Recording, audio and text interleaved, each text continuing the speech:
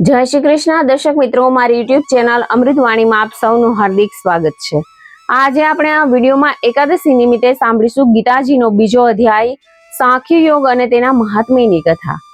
જે મનુષ્ય ગીતાજીના અધ્યાયનું શ્રવણ કરે છે તેને શું ફળની પ્રાપ્તિ થાય છે તે સાંભળીશું।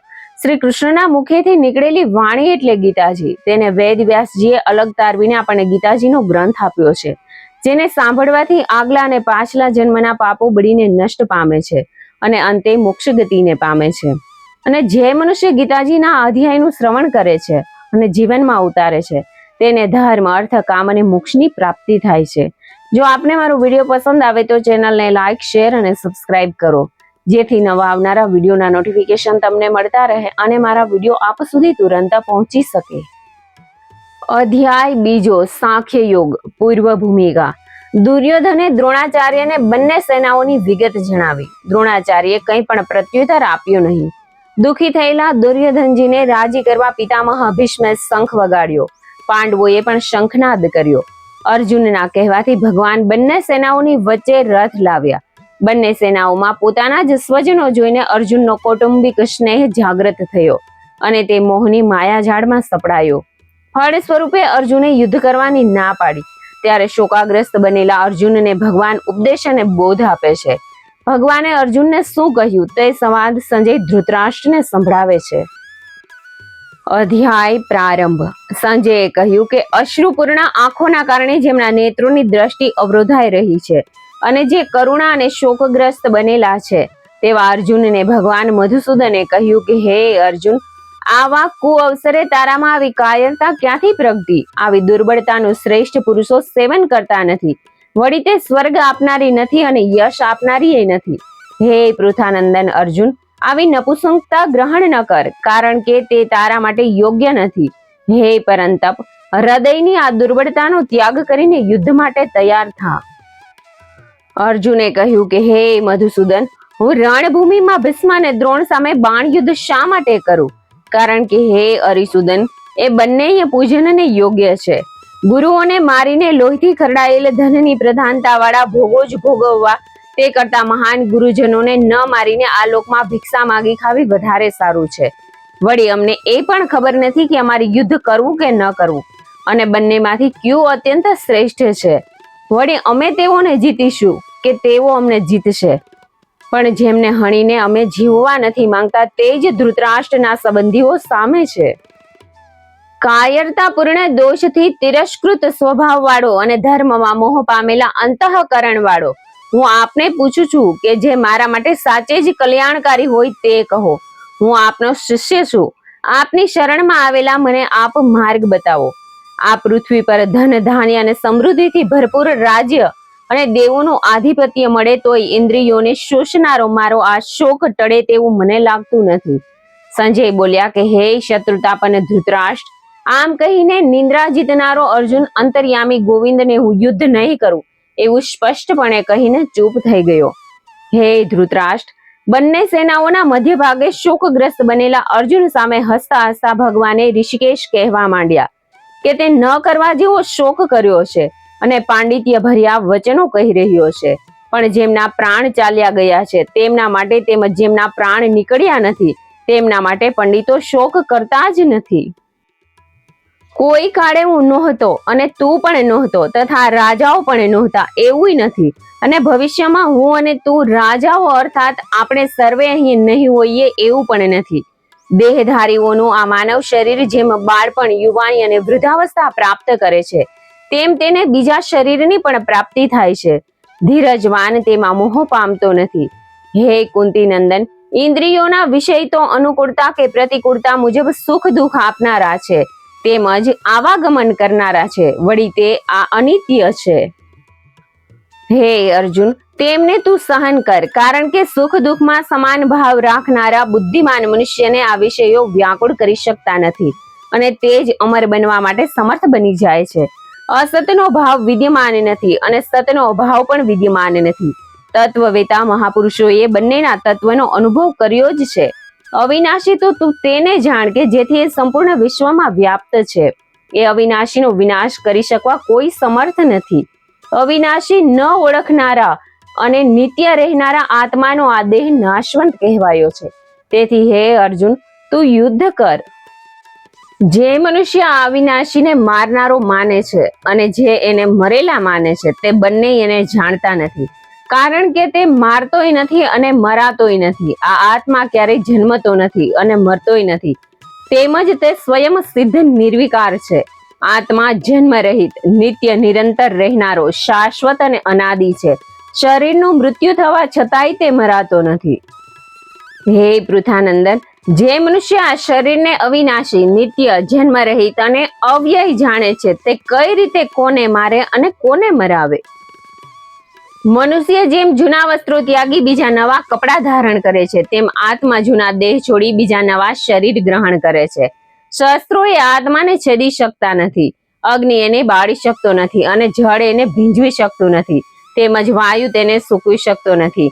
આત્મા છેદી શકાતો નથી, બાળી શકાતો નથી, ભીંજવી શકાતો નથી, તેમજ સૂકવી શકાતો નથી, કારણ કે તે નિત્ય, પરિપૂર્ણ, અચળ, સ્થિર, સ્વભાવી અને અનાદિ છે. આત્મા પ્રત્યક્ષ દેખાતો નથી, વળી એ ચિંતનનો વિષય પણ નથી.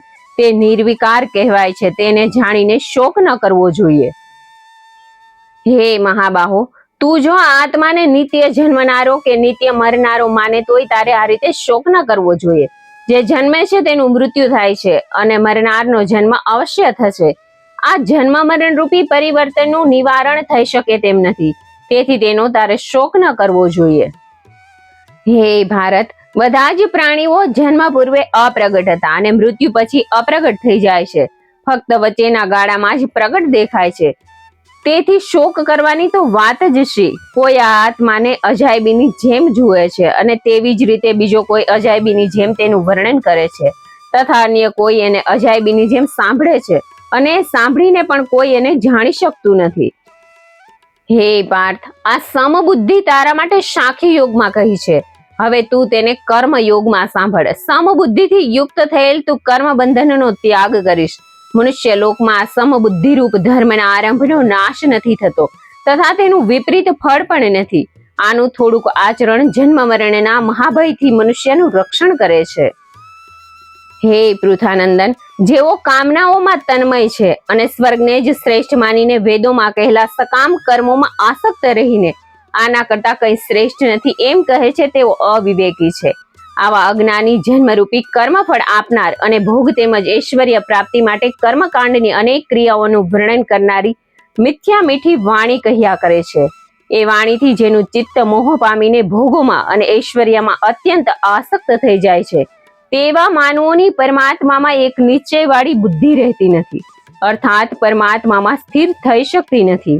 હે અર્જુન, કર્મ કર્તવ્યમાં જ તારો અધિકાર, ફળમાં તારો અધિકાર ક્યારેય નથી. તેથી તું કર્મ ફળના હેતુવાળો ન બન, તેમજ કર્મ ન કરવામાં તને આસક્તિ ન થાય. હે ધનંજય, તું આસક્તિનો ત્યાગ કરીને સિદ્ધિ અસિદ્ધિમાં સમતા રાખીને યોગમાં સ્થિત થઈને કર્મો કર. સમત્વ અને યોગનો જ એક પ્રકાર છે. સમત્વની સરખામણીએ સકામ કર્મ અત્યંત તુચ્છ છે. માટે હે ધનંજય, તું સમત્વનો આશ્રય કર, કારણ કે ફળની આકાંક્ષાવાળા અત્યંત પામર છે. સમત્વ યુક્ત મનુષ્ય પુણ્ય અને પાપ બંનેનો ત્યાગ કરે છે. માટે તું સમત્વમાં તત્પર રહે, કારણ કે કર્મોમાં આ જ યોગ કુશળ છે. સમતાવાન બુદ્ધિશાળી સાધક કર્મના ફળનો ત્યાગ કરી જન્મ મૃત્યુ રૂપ બંધનમાંથી મુક્ત થઈ જાય છે અને નિર્વિકાર પરમ પદને પામી જાય છે. તારી બુદ્ધિ મોહરૂપી કળણનો પાર પામી જશે ત્યારે તું સાંભળેલા અને સાંભળવામાં આવનાર ભોગોમાંથી વૈરાગ્ય પામી જઈશ. શાસ્ત્રોમાંના અનેક સિદ્ધાંતોમાં મતભેદ સાંભળીને વિચલિત બનેલી તારી બુદ્ધિ જ્યારે નિશ્ચળ થઈને પરમાત્મામાં સ્થિર થશે ત્યારે તું યોગને પ્રાપ્ત થઈશ, અર્થાત સમતારૂપી સમાધિમાં સ્થિત થઈ જઈશ. અર્જુને કહ્યું કે હે કેશવ, પરમાત્મામાં સ્થિત સ્થિર બુદ્ધિવાળા મનુષ્યના લક્ષણો ક્યાં છે? વળી સ્થિર બુદ્ધિવાળો મનુષ્ય કઈ રીતે બેસે છે અને કઈ રીતે ચાલે છે, અર્થાત તેનો વ્યવહાર કઈ રીતનો હોય છે? શ્રી ભગવાન બોલ્યા કે હે પૃથાનંદન, મનુષ્ય જ્યારે મનની કામનાઓને સંપૂર્ણપણે ત્યાજી દે છે અને સ્વયં પોતાનામાં જ સંતુષ્ટ રહે છે ત્યારે તે સ્થિત પ્રજ્ઞ થઈ જાય છે. તેને ગમે તેટલા દુઃખ હોય તો પણ જેના મનમાં ઉદ્વેગ થતો નથી અને ગમે તેટલા સુખ પ્રાપ્ત થાય તોય હરખાતો નથી. તથા જેના રાગ, ભય અને ક્રોધ નાશ પામી ગયા છે તે જ મનુષ્ય સ્થિર બુદ્ધિવાળો બને છે, અર્થાત સ્થિત પ્રજ્ઞ કહેવાય છે. સર્વત્ર આસક્તિ રહિત બનેલ તે મનુષ્ય શુભ અને અશુભને પામીને ન તો પ્રસન્ન થાય છે અને ન તો દુઃખી, કારણ કે તેની બુદ્ધિ સ્થિર બની છે. જેમ કાચબો પોતાના અંગને બધી બાજુથી સંકેલી લે છે, તેમ કર્મયોગી ઇન્દ્રિયોના વિષયમાંથી ઇન્દ્રિયોને સંકેલી લે છે અને ત્યારે જ તેની બુદ્ધિ સ્થિર બને છે. ઇન્દ્રિયોના વિષયોમાંથી છૂટનારો માનવી વિષયો તો ત્યાગે છે, પણ તેનો વિષયોમાંથી રસ નિવૃત્ત થતો નથી, અર્થાત તેને તેની વાસના રહે છે. પરમાત્માનો અનુભવ કે પરમાત્માના દર્શનથી તે સ્થિત પ્રજ્ઞનો કે વાસનામાંથી પણ રસ નિવૃત્ત થઈ જાય છે, અર્થાત તેની બુદ્ધિ આ સંસારમાં ભ્રષ્ટ થતી નથી. હે કુંતી નંદન, ઇન્દ્રિયોના વિષય સામે આવતા જ વિદ્વાન પુરુષને પણ ભોગવેલા ભોગોના સંસ્કારોના કારણે જ મન અને બુદ્ધિને વાસના બળજબરીથી પોતાની બાજુ આકર્ષિત કરે છે. પણ કર્મયોગી સાધક સમસ્ત ઇન્દ્રિયોને વશ કરી મારામાં મન જોડે, કારણ કે જેની ઇન્દ્રિયો વશમાં છે તેની બુદ્ધિ સ્થિર છે. વિષયોનું ચિંતન કરનારા મનુષ્ય વિષયાસક્ત બને છે અને આ આસક્તિથી જ વાસના ઉત્પન્ન થાય છે. જે ન સંતોષાતા ક્રોધ ઉત્પન્ન થાય છે. ક્રોધથી સમોહન અર્થાત મૂઢ બનીને સ્મૃતિ ભ્રષ્ટ થઈ જવાય છે. સ્મૃતિ ભ્રષ્ટ થતા જ બુદ્ધિ વિવેક નાશ પામે છે. બુદ્ધિ વિવેકનો નાશ થતા જ મનુષ્ય પતન પામે છે. પરંતુ મનને વશમાં રાખનાર કર્મયોગી સાધક રાગ દ્વેષથી મુક્ત રહી પોતાના વશમાં રાખેલ ઇન્દ્રિયો દ્વારા વિષયોનું સેવન કરીને પણ અંતઃકરણમાં નિર્મળતાને પ્રાપ્ત કરે છે અને નિર્મળતાને કારણે સાધકના સમસ્ત દુઃખ નાશ પામે છે. આવા શુદ્ધ ચિત્તવાળા સાધકની બુદ્ધિ નિસંદેહ શીઘ્ર પરમાત્મામાં સ્થિર થઈ જાય છે. જેનું મન અને ઇન્દ્રિયો સંયમિત નથી તેવા મનુષ્યની બુદ્ધિ સ્થિર થતી નથી. આવા અસ્થિર બુદ્ધિવાળા મનુષ્યમાં નિષ્કામ ભાવ અર્થાત કર્તવ્ય પરાયણતાનો અભાવ હોય છે. નિષ્કામ ભાવના અભાવે તેના મનને શાંતિ મળતી નથી. જેનું ચિત્ત અસ્થિર હોય તેવા મનુષ્યને સુખ ક્યાંથી મળે? પોતપોતાના વિષયમાં ભટકતી ઇન્દ્રિયોમાં જે મનને પોતાના અનુગામી બનાવે છે તે જળમાં વાયુ નૌકાને ખેંચી જાય તેમ તેની બુદ્ધિનું હરણ કરી જાય છે. માટે હે મહાબાહો, જે મનુષ્યને ઇન્દ્રિયો તેના વિષયો સાથે સર્વ રીતે વશમાં છે તેની બુદ્ધિ સ્થિર થયેલ છે.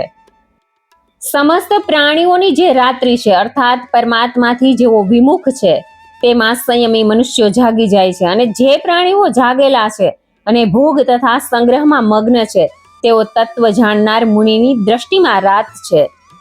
જેમ સઘળી નદીઓનું જળ ચારે કોરથી પરિપૂર્ણ સમુદ્રમાં ભળે છે છતાંય સમુદ્ર પોતાની મર્યાદામાં અચળ રહે છે, તેમ સંયમી પુરુષને ભોગ પદાર્થો વિકાર ઉત્પન્ન કર્યા વિના આપોઆપ પ્રાપ્ત થાય છે. તે જ મનુષ્ય પરમ શાંતિ પામે છે. ભોગોની કામના વાળો પરમ શાંતિ પામતો જ નથી. જે મનુષ્ય સમસ્ત કામનાઓ ત્યાગીને નિષ્પૃહ ભાવે મમતા મુક્ત બનીને અહંકાર ત્યજીને વર્તે છે તે જ શાંતિને પામે છે. હે પૃથાનંદન, એ જે બ્રાહ્મી સ્થિતિ છે આ સ્થિતિને પામી ગયા બાદ તે ક્યારેય મોહ પામતો નથી. જો અંતકાળે પણ આવી સ્થિતિ થઈ જાય છે તો નિર્વાણ બ્રહ્મની પ્રાપ્તિ થાય છે, અર્થાત અંતકાળે મોક્ષરૂપી બ્રહ્મપદને પામી જવાય છે. શ્રીમદ ભગવદ્ ગીતાના અર્જુન કૃષ્ણ સંવાદમાં સાંખ્ય યોગ નામનો બીજો અધ્યાય અત્રે પૂરો થયો. હવે આપણે તેના અધ્યાયનું સારાંશ અને મહાત્મ્યની કથા સાંભળીશું. સાંખ્ય યોગ અધ્યાયનો સારાંશ.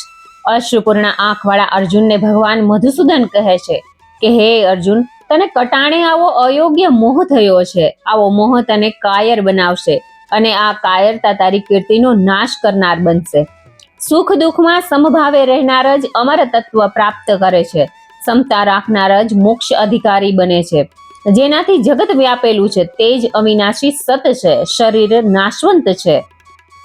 આત્મા કોઈને મારતોય નથી અને આત્મા કોઈથી મરાતો પણ નથી. મનુષ્ય જેમ જૂના વસ્ત્રો ત્યાગી નવા વસ્ત્રો ધારણ કરે છે તેમ આત્મા જીર્ણ શરીર ત્યાગી નવા શરીર ગ્રહણ કરે છે. આ આત્મા શસ્ત્રથી છેદાતો નથી. અગ્નિ તેને બાળી શકતો નથી અને પાણી તેને ભીંજવી શકતું નથી. વળી વાયુ તેને સૂકવી પણ શકતો નથી. તે સ્થિર, અચળ અને અવિનાશી છે. ક્ષત્રિય માટે ધર્મયુદ્ધ ઉચિત અને કલ્યાણકારી છે. હે કુંતી પુત્ર, તારો અધિકાર કર્મ કરવામાં છે, ફળમાં નથી. તેથી તું સર્વે કામનાઓ ત્યાગ કરી આત્મ સ્વરૂપમાં સ્થિર થા. જે મનુષ્ય કામનાઓને ત્યાગીને અહંકાર રહિત થાય છે તેમજ સમ્યક તત્વ ધારણ કરે છે તે જ મનુષ્ય શાંતિ પામીને નિર્વાણ પદ પામી જાય છે. બીજા અધ્યાયની મહાત્મ્યની કથા. ભગવાન ભોળાનાથને માતા પાર્વતીએ ગીતાના બીજા અધ્યાયના મહાત્મ્ય વિશે પૂછ્યું. ભગવાન ભોળાનાથ બોલ્યા કે શ્રી હરિએ લક્ષ્મીજીને જે કથા કહી હતી તે જ કથા હું તમને જણાવું છું. તે ધ્યાન દઈને સાંભળશો તો ગીતાના બીજા અધ્યાયનું મહત્વ તમને આપોઆપ સમજાઈ જશે. દક્ષિણ પ્રદેશના પૂર્ણ નામના ગામમાં સુશર્મા નામે એક બ્રાહ્મણ રહેતો હતો. અતિથિ સત્કાર, સાધુ સેવાને જપ, તપ, હવન, પૂજા પાઠ વગેરેમાં આ બ્રાહ્મણ મસ્ત રહેતો હતો. એકવાર આ બ્રાહ્મણ પ્રયાગના કુંભ મેળામાં ગયો. સાધુ મહાત્માઓ સાથેના સત્સંગમાં તેમણે પોતાની મૂંઝવણ વ્યક્ત કરતા કહ્યું કે હું સ્વયં કદાપી દુષ્ટ આચરણ કરતો નથી, છતાંય મારા મનને શાંતિ મળતી નથી. તેનું શું કારણ હશે? એક મહાત્માએ તેને કહ્યું કે તું ગીતાના બીજા અધ્યાયનો રોજ પાઠ કર, તેનાથી તારા મનને શાંતિ અને સુખ બંને મળશે. મહાત્માએ તેને દ્રષ્ટાંત કહ્યું જે નીચે પ્રમાણે છે. પ્રતિષ્ઠા નગરમાં દુર્દુમ નામનો એક રાજા રહેતો હતો. તેને એક આશ્રિત લોભી બ્રાહ્મણ હતો જેનું નામ વિક્રમ શર્મા હતું. રાજા વિક્રમ શર્માને અન્ય બ્રાહ્મણોને દાન આપવાનું કામ સોંપતો ત્યારે વિક્રમ તે સઘળું સ્વયં હજમ કરી જતો. મૃત્યુ પછી તે નરકમાં પડ્યો. કેટલાક સમય બાદ તેને ફરીથી મનુષ્ય અવતાર મળ્યો. તેના લગ્ન કર્કશા નામની એક દુષ્ટ સ્ત્રી સાથે થયા. આ દુષ્ટાએ પોતાના પ્રેમી સાથે મળીને એક દિવસ પોતાની સાથે સૂઈ રહેલા પતિનું શીશ કપાવી નાખ્યું. કમોતે મૃત્યુ પામીને તેનો પતિ પ્રેત બન્યો. કાળક્રમે તેની પત્ની મૃત્યુ પામીને બકરી બની. જંગલમાં એક દિવસ પ્રેત બનેલા બ્રાહ્મણે આ બકરીને જોઈ. તેને પોતાના પૂર્વજન્મના અપમૃત્યુની જાણ થઈ. તે બકરીને મારવા દોડ્યો. બકરી તો શાંતિથી ત્યાં જ ઊભી રહી. પ્રેત પણ તેની પાસે જઈને ઊભું રહ્યું. ત્યાં એક મહાત્માની પર્ણકુટી હતી. મહાત્મા પોતે ગીતાના બીજા અધ્યાયનો પાઠ કરી રહ્યા હતા. પ્રેત અને બકરી ત્યાં જ ઊભા રહીને પાઠ સાંભળતા હતા. પાઠ સાંભળવાથી તેની વૈરવૃત્તિ નાશ પામી હતી. તેઓ દરરોજ ત્યાં ઊભા રહીને પાઠ સાંભળતા. આ પાઠના શ્રવણના ફળ રૂપે બકરી અને પ્રેત બંને મૃત્યુ પામીને વૈકુંઠ પામ્યા. આ દ્રષ્ટાંત કહીને મહાત્માએ સુશર્માને ગીતાના બીજા અધ્યાયનો પાઠ કરવાની સલાહ આપી. નિત્ય નિયમપૂર્વક પાઠ કરવાથી સુશર્મા બ્રાહ્મણને શાંતિની પ્રાપ્તિ થઈ. અંતે સર્વે સુખ ભોગવીને સુશર્મા વૈકુંઠ લોકને પામ્યો. હે દેવી, આ મહાત્મય સ્વયં શ્રી હરિએ કહ્યું હતું તે તમને સંભળાવ્યું છે. આમ કહીને ભોળાનાથે માતાજીને ગીતાજીના બીજા અધ્યાયના પાઠનું ફળ સમજાવ્યું. પદ્મ પુરાણના ઉત્તરાખંડમાં ગીતા મહાત્મ્યનો બીજો અધ્યાય અત્રે પૂરો થયો. જય શ્રી કૃષ્ણ, જય શ્રી વિષ્ણુ ભગવાન. મને સાંભળવા માટે ધન્યવાદ.